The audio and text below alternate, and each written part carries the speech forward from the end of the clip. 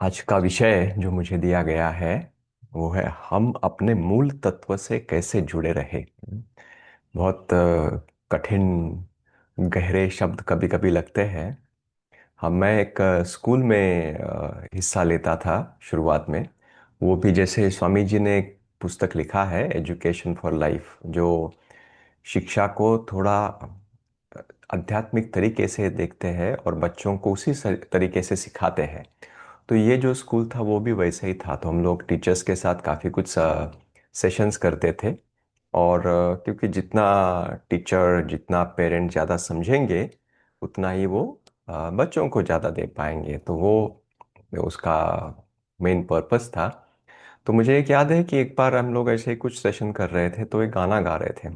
उसमें मुझे गाना तो एग्जैक्टली याद नहीं है, बट वो उसमें एक थीम था कि अगर हम चाहे तो सबसे ऊंचे पेड़ की तरह ऊंचाई तक जा सकते हैं। दूसरा सेंटेंस था उस लाइन का कि अगर हमें हमारी इच्छा है, अगर मेरी इच्छा है तो मैं पृथ्वी जितनी बड़ी हो सकती हूँ। अगर तीसरी लाइन थी कि अगर मुझे गहराइयों में जाना है तो मैं समुंदर की गहराई को भी उतना भी गहराई तक पहुंच सकती हूँ। और फिर चौथी लाइन था कि अगर या फिर मैं सिर्फ मैं बन के रह सकता हूँ। तो मुझे वो बहुत अच्छा लगा था। कि अगर तो इस सवाल के साथ मैं इस सत्संग की शुरुआत करना चाहूंगा। आप ये खुद को सवाल करते भी रहे होंगे, बट क्या करना है, मुझे मुझे क्या बनना है। जनरली हम लोग ये बच्चों को पूछते हैं कि बड़ा होके क्या बनोगे। बट ये सवाल हम सबके लिए भी उतना ही जायज है कि क्या करने की इच्छा है, हमें क्या बनना चाहते हो। स्वामी क्रियानंदा जी ने जब वो बहुत यंग एज में थे तो योगानंदा जी के पास चले गए थे, उनके शिष्य भी बने थे। तो उन्होंने ठान लिया था कि मुझे योगानंदा जी जैसा बनना है। और वो लिखते भी कि शुरुआत में उनको क्या लगा कि योगानंदा जी जैसे बनना है तो कैसे करेंगे। उन्होंने कहा कि योगानंदा जी एक मंक है, ब्रह्मचारी है, मैं भी ब्रह्मचारी बनूंगा। तो ये उनकी शुरुआत थी। बट जैसे जैसे उन्होंने उनको समझ आई, अध्यात्म में वो गहरे जाते गए, उनको समझ में आया कि ये बाहरी अनुकूलन से अंदरूनी अनुकूलन ज्यादा इम्पोर्टेंट है। हम भी अगर यहाँ पे सब साधक हैं तो कुछ तरीके से इस सवाल का जवाब ये भी होगा कि मुझे भी उनके जैसा बनना है। योगानंदा जी जैसा बनना है, कोई और संत है उनके जैसा बनना है। पर उसका मतलब क्या है। स्वामी जी ने शुरुआत की थी कि मैं उनके जैसे कपड़े पहनूंगा, वो जैसे जीते हैं वैसे जीऊंगा। बट योगानंदा जी जैसे जीना, इसका मतलब क्या है। इसके लिए भी योगानंदा जी ने ऑटोबायोग्राफी में हिंट दिया है। उन्होंने कहा उनके गुरु जी थे श्री युक्तेश्वर, वो बहुत ज्ञानी योगी थे। उनके आपने अगर पुस्तक भी पढ़े या फिर जो ऑटोबायोग्राफी में उन्होंने संवाद जो लिखा है योगानंदा जी ने उनके साथ, वो बहुत कठोर तरीके का है। और योगानंदा जी कंप्लीटली उल्टे थे। वो बोले मेरा नेचर पूरा भक्तिपूर्ण था। तो बट उन्होंने कहा कि मैंने पूरा अनुकूलन किया युक्तेश्वर जी के साथ। बट वो बोले कि युक्तेश्वर जी का अनुकूलन करने से मैं युक्तेश्वर जी नहीं बना, वो मैं जो हूं वही और भी गहरी तरीके से बना हूं। तो ये हमें अगर योगानंदा जी को बनना है, हम्म, तो ये हमें समझने की जरूरत है। एक स्टोरी है। ये संत तुकाराम करके एक संत थे महाराष्ट्र में। तो उस टाइम पे उन वो भी काफी सारे प्रवचन वगैरह कर रहे थे, लोगों को अच्छा लग रहा था उनकी बात समझ के। एकदम से हमें भी लगता है ना, वो कुछ सत्संग में जाते हैं किनको सुनते हैं तो एकदम से दिल में एक बहुत ही अच्छी ऊर्जा तैयार होते हैं। तो वो लोग भी जा रहे थे। तो एक ऐसे ही थोड़े दूर गांव में एक महिला थी, उनको भी बहुत पसंद आते थे।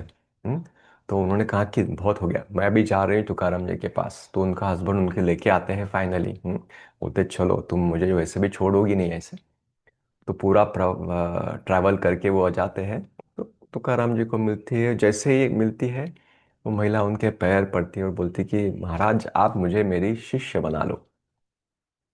तो तुकाराम जी बोलते ठीक है ठीक है, देखते हैं, आप पहले बैठो, तो दूर से आए हो, तो उनको थोड़ा पानी और गुड़ वगैरह देते हैं। वो चाय पानी हो गया, फिर बोलते हाँ अब बोलो आपको क्या चाहिए। तो फिर से वो आके बोलते हैं कि महाराज मुझे आपकी शिष्य बनना है। तो वो उनको समझाने की कोशिश करते हैं कि आपको अगर इच्छा है तो बन सकते हैं, बट आप सोचो ये, कि अगर वो ईश्वर को अगर ये चाहिए था कि सब तुकाराम ही बने या तुकाराम जैसे ही बने, तो उसने हर दिल में एक अलग दिया क्यों लगाया है। तो वो एकदम से सोचने लगी। तो जब वो सोच रहे थे तो उन्हें और एक चीज बताई।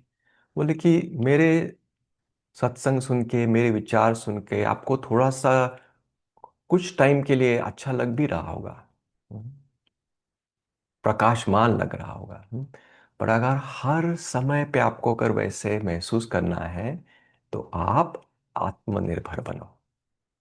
स्वयं प्रकाशित शब्द यूज किया था उन्होंने। तो वो महिला उसके साथ भी जाती है, वो बोलती ठीक है, अभी बोल दिया है गुरु जी ने, तो कुछ ना कुछ तो करना ही पड़ेगा। तो उनके सोच भी उन्होंने दिखाई है। मान लो अभी हम लोग अगर वो महिला के जगह पे है और हमारे गुरु ऐसे बोलते हैं, तो बोलते हैं कि अच्छा तो लगा सुन के, बट मेरे अंदर क्या हो सकता है।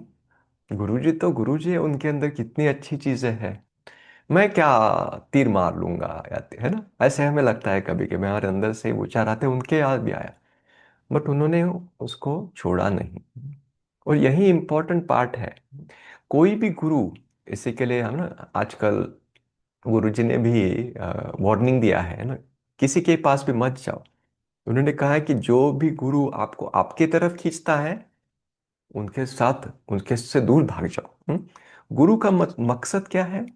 एकमात्र मकसद है गुरु का कि हमें आत्मनिर्भर बनाना है। शुरुआत ऑफ कोर्स वो टेक्निक्स देते हैं, बोलते हैं कि ये चीज करो ये मत करो, उनकी शिक्षा है हमारे साथ, उनके विचार है, उनकी पुस्तकें हैं। बट हमें ये नहीं समझ ये समझना बहुत ज्यादा जरूरी है कि ये सब करते हैं किसके लिए, ताकि हम अपने अंदर का जो लाइट है, प्रकाश है, उसके साथ समझ पाए। फ्रीडम, ये है उनकी हमारे लिए आवाज। और ये आवाज सबके अंदर है। प्रॉब्लम कब आता है? सिर्फ हम लोग कंपेयर करना चाहते हैं कि नहीं नहीं, बट मुझे गुरु जी जैसा बनना है, मतलब क्या? हम्म? या फिर मुझे एक संत बनना है, इसका मतलब क्या? अगर आप सोचोगे, अगर ये मन को भी हमने उत्तर दिया तो एक बहुत सारा था, तो इसका मतलब ओ गुरु जी ने 10 जगह पे जाके ये काम किया तो वो भी मुझे करना है। उन्होंने 100 स्कूल चालू किए तो वो मैं चालू करूंगा। इससे होगा नहीं, ये तो हर एक के दिल की आवाज है। बट हमारे विचार हम लोग कभी कभी वो उसको लिमिट करने के लिए मजबूर करते हैं कि नहीं नहीं ये कैसे हो सकता है। एक और एक मजेदार किस्सा है। रमन्ना महर्षि करके और एक संत थे, और बहुत उन्होंने गहरी साधना भी की थी। संत की साधना बाहरी रूप से किसी को समझ में नहीं आई थी, वो सिर्फ शांत में एकांत में रहते थे, बट उनके प्रेजेंस में लोगों को अच्छा लगने लगा था। तो लोग आ जाते थे, कभी कभी अपने सवाल लेके आते थे, कभी कभी ऐसे आस लेके आते थे कि कुछ तो बोलेंगे। बट रमन्ना का कोई भरोसा नहीं है, अगर कुछ बोला कभी तो ठीक है, नहीं तो सिर्फ मौन में सब रह रहे। बट फिर भी जो गहरे साधक थे उनको, वो फिर भी जाते थे कि उनको समझ में आता था कि ये शांति में भी कुछ मिल रहा है। बट वैसे ही उनके एक शिष्य जैसे ही थे, उनको लगा कि रमन्ना आप इतने चुप रहते हो, यहीं बैठे रहते हो, थोड़ा जाओगे इंडिया घूमोगे या फिर इवन बाहरी देशों में जाओगे, कितनी परेशानियां हैं लोगों के साथ, लोगों के लिए, अगर उनके साथ आप कुछ जब बांटोगे तो अच्छा नहीं होगा। हम्म, तो उनको ऐसे उनको बहुत दिन से लग रहा था। सुबह सुबह जाके उन्होंने आज तो मैं बोल ही दूंगा। तो वो समय था रमन्ना जी के ब्रेकफास्ट का। तो रमन्ना जी साउथ इंडिया से है, तो वो थोड़ा सा अपना इडली वड़ा खा रहे हैं। तो इनको लगा कि यही मौका है, आज मैं बोल ही दूंगा। तो उन्होंने बोल दिया रमन्ना जी को, रमन्ना जी मैंने तो कितनी चीजें आपसे सीखी है, कितना फायदा हुआ है। यहाँ के गिने चुने लोग हैं, उनको भी फायदा हो रहा है, बट दुनिया में कितना अंधेरा है। आप उनके लिए कुछ क्यों नहीं करते कुछ? आप सिर्फ यहाँ बैठे रहते हो और मोस्ट ऑफ द टाइम मौन में रहते हो। कुछ क्यों करते नहीं हो? आपको लगता नहीं कि भगवान को आपसे यही चाहिए? रमन्ना ज्यादा बोलने वाले थे नहीं, बट उस दिन उन्होंने थोड़ा सा बोलने की इच्छा रखी। तो अपना जो खा रहे थे वो रोका उन्होंने। उन्होंने होता है, आपको पता है भगवान को मेरे से अभी क्या चाहिए? तो उनको लगा कि फाइनली रमन्ना ने सुन ली है। अभी मुझे लगता है कि भगवान को मुझे चाहिए कि मैं ये ब्रेकफास्ट ठीक तरीके से खत्म करूं। ये बोल के रमन्ना फिर से ब्रेकफास्ट की तरफ चले गए। हमें लगता होगा कि अरे ऐसे कैसे, कितनी ऊंची सोच लेके आए थे ये महाशय। रमन्ना जी ने उनको थोड़ा तो एनर्जी देना चाहिए था ना। एक्चुअली उन्होंने दिया। उन्होंने जो बताया वो एक बहुत इम्पोर्टेंट टीचिंग है। हमारा मन बोलता है कि नहीं, अगर आप कुछ जाके समाज सेवा कर रहे हो तो वो बड़ी चीज है। अगर घर में जाके कुछ चाय पकौड़ा बना रहे हो तो वो तो आम आम चीज हो गई। कौन डिसाइड करता है आम कौन सा और खास कौन सा? हमारा मन भी बोलता है कि योगानंद जी ने इतनी सारी चीजें की, स्वामी जी ने इतनी सारी चीजें की हैं। जब हम लोग एक पूरी जिंदगी जो 60 साल की या 80 साल की जो है, उसको 10 मिनट में समराइज करने की कोशिश करते हैं, हम लोग सिर्फ अकॉम्प्लिशमेंट बोलते रहते हैं कि इस दिन ये किया, इस साल वो किया, हो गया। ये है स्वामी जी का या योगानंद जी का लाइफ नहीं है। एक और एक किस्सा है योगानंद जी के लाइफ का। हम्म। योगानंद जी ऐसे ही कहीं तो जा रहे थे, तो उन्होंने फिर से बोला अब उनके शिष्यों को कि रोको, गाड़ी रोको, वहां जाना है। क्या, क्यों रोका? गुरुजी ने बोला है तो रोकना तो पड़ा गाड़ी। तो ये जगह थी, कोई एक बेकरी थी, तो उन्होंने बोला कि यहाँ से मुझे कुकी चाहिए। तो अवतार बोलते हैं हम लोग योगानंद जी का। बट आप समझ सकते हो कि अगर गुरु के साथ है तो ये भी अनुभव आ सकते हैं। तो कैसे? ठीक है, अभी गुरु जी को चाहिए कुकी, तो रोकना तो पड़ेगा। तो अंदर गए। तो उन्होंने शॉप का जो ओनर थी वो बोली कि नहीं, आज के लिए तो स्टॉक खत्म हो गया, सॉरी। तो बाहर आ गए तो Yogananda ji all of a sudden थोड़ा सा सोच में पड़ गए कि ये कैसे हो गया। डिसाइपल कंफ्यूज रहे कि कुकी के लिए क्यों इतना मेहनत कर रही है, कहीं और से मिल जाएगी, है ना? मतलब उसके लिए इतना परेशान होने की या फिर सोचने की क्या जरूरत है? तो योगानंदा जी तो सोच उनकी बताई गई है। उस टाइम पे उन्होंने डिवाइन मदर को पूछा था, दिव्य माँ को, कि दिव्य माँ, अगर मुझे ये कुकी नहीं खानी थी तो विचार आपने मेरे दिल में डाला ही क्यों? और जब वो ये कॉन्वर्सेशन दिव्य माँ के साथ कर रहे हैं, तभी वो दुकान के जो मालिक है वो बाहर आ गई। वो बोली से रुकिए रुकिए, एक्चुअली लास्ट ऑर्डर था, वो किसी के पास जाना था तो उन्होंने कैंसिल कर दिया, ये आप रख सकते हो। योगानंद जी को बिल गई वो। इसका मतलब ये नहीं है कि योगानंद जी को बहुत चाहिए कि आप बहुत दिन से कुकी नहीं खाया, दिव्य अम्मा मैं खा लूं क्या आज, वो नहीं है।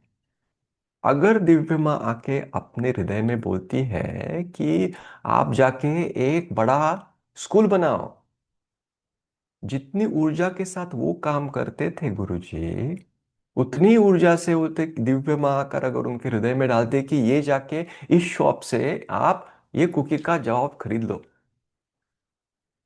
अगर दिल के अंदर आया है, अगर ये गुरु की, ये ईश्वर की इच्छा है तो करेंगे।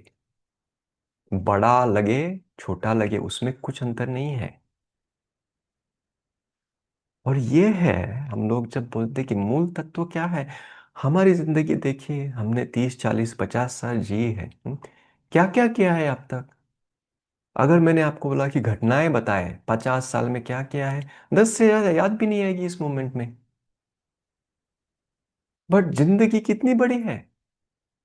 हर दिन हम लोग सुबह उठते हैं कि आज क्या करना है। मोस्ट ऑफ द डे में अगर दिमागी तरीके से हमने उसको आंसर करने की कोशिश की, तो लगेगा कि यही 10 चीजें करनी होती है हर दिन। तो आनंद कहाँ से आएगा? क्योंकि आनंद हमने कहीं डेस्टिनेशन में बंद करके रखा है। बाबा जी की गुफा जाएंगे तो मजा आएगा। मजा आएगा भी। जब पहुंचेंगे वहां पे बिल्कुल मजा आएगा। बट जहां हम लोग हैं वहां से बाबा जी केव जाने के लिए 24 घंटा लगेंगे। बाबा जी केव में आधा घंटा रुकेंगे हम लोग। तो अगर ये 24 घंटे कैसे बिताने हैं वो हमारे हाथ में है। अभी हमारे एक मित्र भरत और शामिनी, आपने उनको देखा भी होगा। उन्होंने बाबा जी गुफा में एक पिलग्रिमेज को लेके गए थे। तो उन्होंने कहा कि जब वापस आ रहे थे तो उनको 11 घंटे लगे। बस में ही आ रहे थे तो उन्होंने बोला कि अभी टाइम है तो क्यों ना चैंटिंग करे, क्यों ना कुछ भजन करे।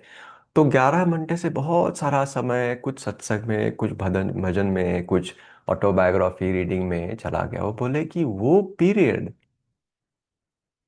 बाबा जी केव में बैठने के आधे घंटे जितना ही खूबसूरत था, प्रॉब्लम उससे ज्यादा खूबसूरत था। यही उल्टा है, मैं कभी कभी जाता हूँ, मुझे वो मजा नहीं आता कि कब पहुंचेंगे कब पहुंचेंगे। उस सोच के साथ मैं जाता हूँ ना, तो 4 घंटे भी इतने परेशान हो जाते हैं। वो आधा घंटा उसमें अगर खुशी भी आई तो जैसे ही वापस आ रहे खत्म हो गया। जिंदगी हम लोग डेस्टिनेशन की जगह ऐसा जर्नी जी सकते हैं, ये है मूल तत्व। मतलब क्या है, आज का क्या प्लान है। हम्म? दिमाग के तौर पे एक थोड़ा प्लान होता है भी, अब अभी क्या करना है वो हम लोग सोच सकते हैं।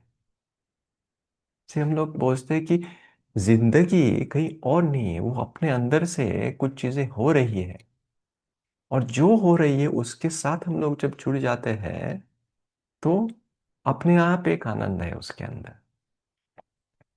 उसके लिए बाहरी परमिशन नहीं चाहिए किसी की, परिवार की परमिशन नहीं चाहिए, सोसाइटी की परमिशन चाहिए। आप खुद के विचार जो उसकी भी परमिशन नहीं चाहिए। जब हम लोग पूरे दिल से वो करते हैं, ये है मूल तत्व। और इसके साथ रमन्ना जी वो ब्रेकफास्ट कर रहे थे, उसको उतना उनका आनंद आया। और वहीं योगानंदा जी कुछ जाके अपना माउंट वॉशिंगटन बना रहे हैं, उसमें भी उतना आनंद है क्योंकि हृदय की पुकार आई है, उसको तो करना ही है।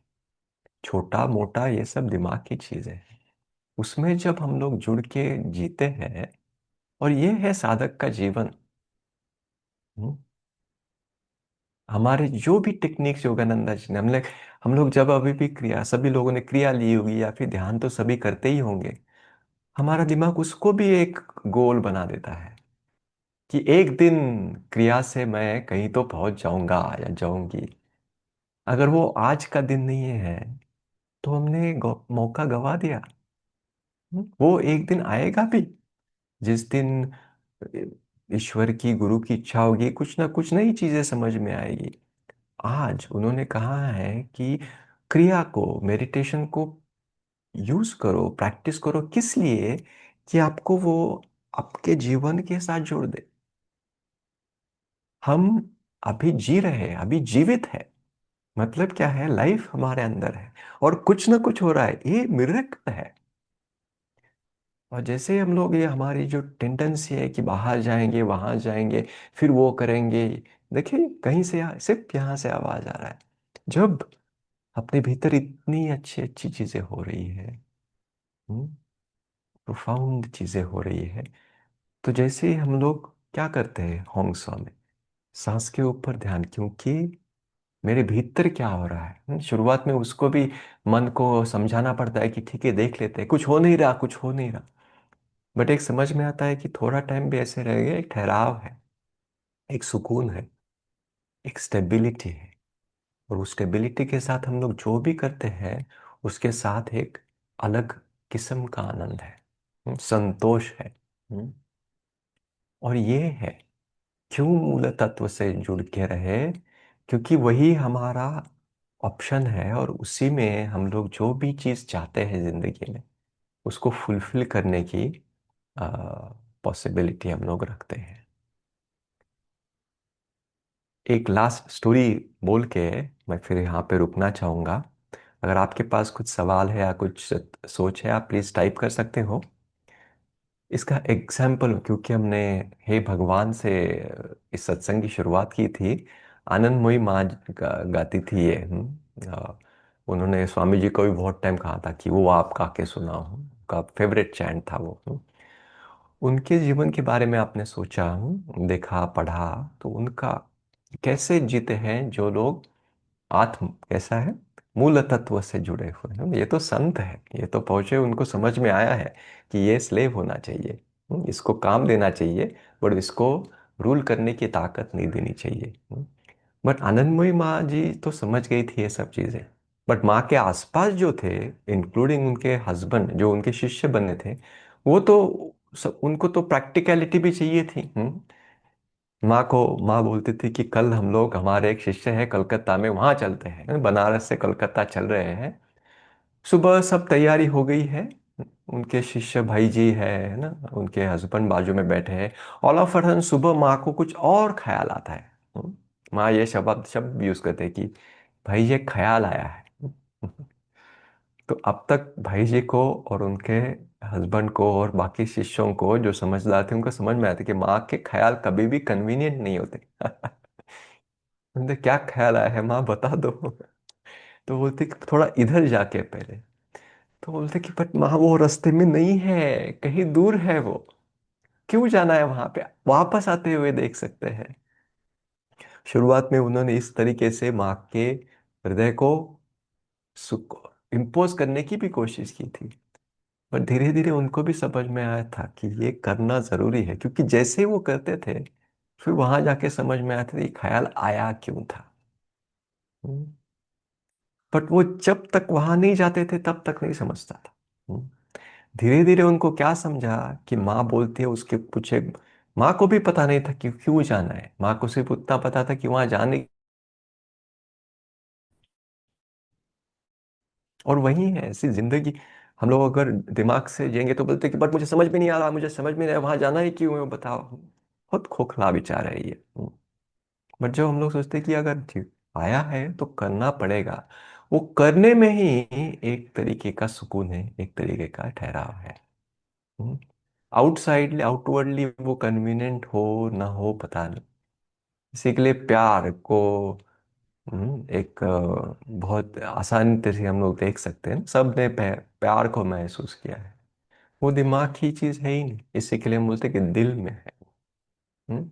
और जब आता है तो पहले आता है, पता होता है कि इसको करना है, और फिर दिमाग आता है, बोलता है बट ये तो बहुत कॉम्प्लिकेशन होने वाली है। हम्म?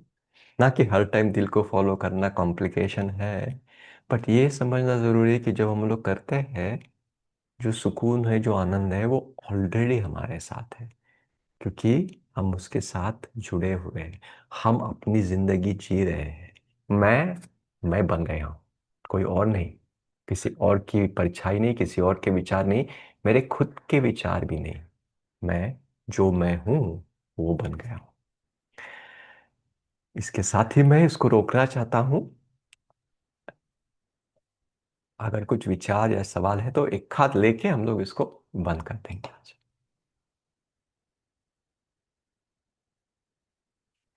सचिन जी पूछ रहे हैं, हमारे मन में जो विचार आते हैं उसे हम क्या समझे, गुरुजी या दिव्य माँ डाल रही है? बहुत अच्छा सवाल है। मैंने जो भी चीजें आज बताई है वो तो इंस्पिरेशन है। और यही हमारा साधक का काम ही वही है। क्योंकि अपने अंदर अपने विचार बहुत आसानी से समझ में आते हैं। गुरुजी के लिए एक पुस्तक है, गुरुजी की, शाश्वतता से मृदुल स्वर, आपने पढ़ी होगी। शब्द शब्द इस बुक में बहुत अहम रखते हैं। शाश्वत मतलब दिव्य माँ की आवाज, गुरु की आवाज। दूसरा भी इंपॉर्टेंट शब्द है, क्या है, मृदुल। हम्म? हमारे खुद के विचार अंदर से जब आते हैं ना, वो ऐसे एकदम बॉस की तरह आते हैं कि नहीं मुझे सब पता है।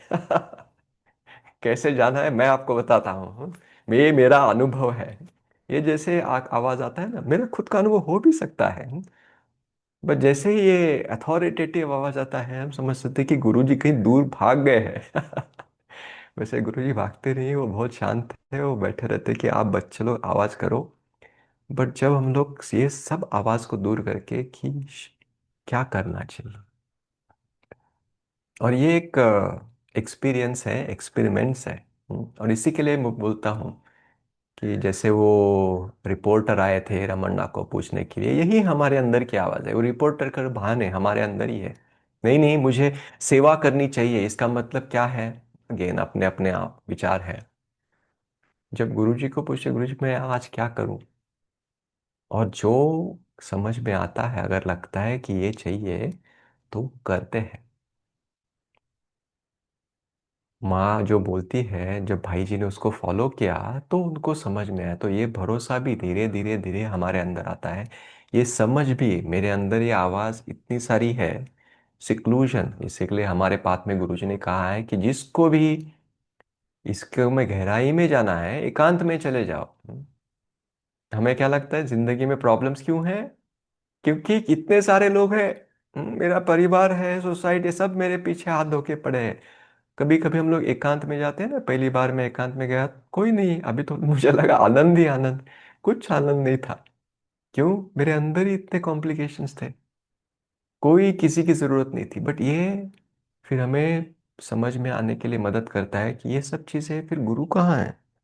तो उसी में हम लोग ढूंढते रहते हैं, तो कभी कभी उनकी आवाज भी सुनाई देते है कि ये, इसको छोड़ो, मैं हूँ। चलते रहते हैं। और वो एक बार भी ऐसा समझ में आया, अनुभव हुआ, फिर वो हमारी एक शाश्वत, जिसको हम लोग बोलते हैं, वो मजबूती बन जाती है। और हर एक स्टेप ले लेके ऐसे ही हम लोग उसको और गहराई और मजबूत बनाएंगे। और यही हमारा मकसद है। इम्पोर्टेंट क्या चीज़ है इसमें कि किसी दिन की ज़रूरत नहीं है, किसी को वेट करने की ज़रूरत नहीं है, आज करना है। हर सिचुएशन में करना है। गुरु जी का साथ हमारे साथ है। ध्यान हो गया। जो भी सिचुएशन हमारे साथ आती है उसमें क्या चाहिए, मेरा पार्टिसिपेशन क्या है उसमें। हम्म सिर्फ वड़ा सांभार खाना मेरा पार्टिसिपेशन है? अगर समझ में आया तो पूरे दिल से करूंगा।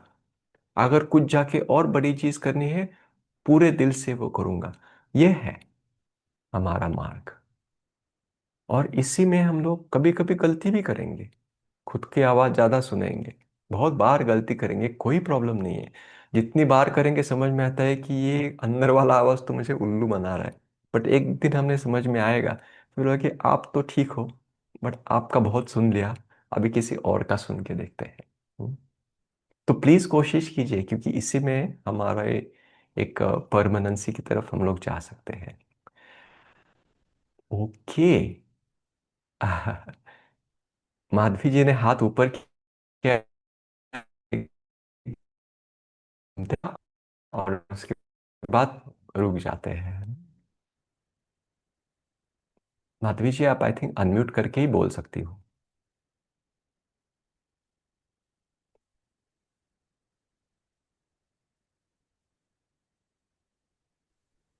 ओ, मुझे आवाज नहीं आ रहा, आपको आ रहा है? हाँ। ये आवाज आ रही मुझे। हाँ, अभी आ रही है, माधवी जी बोलिए।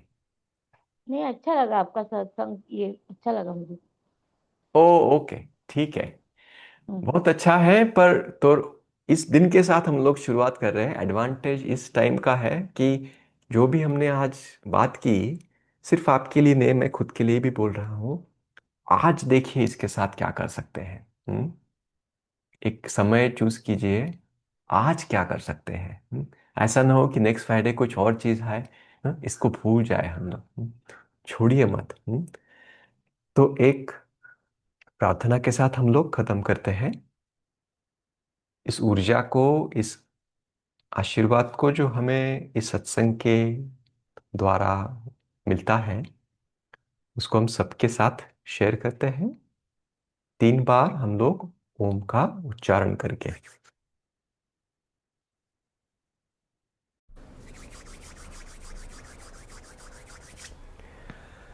ओ,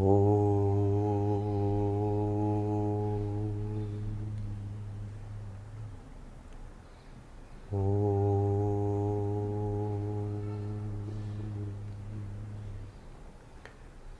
ओ। 。 . 。 . 。 . 。 . 。 . 。 . 。 . 。 . 。 . 。 . 。 。 . 。 。 . 。 。 。 。 。 . 。 。 。 。 。 。 。 。 。 。 。 。 。 。 。 . 。 。 . 。 . 。 . 。 . 。ओम शांति शांति शांति। धन्यवाद। सबका दिन शुभ हो। ओम गुरु।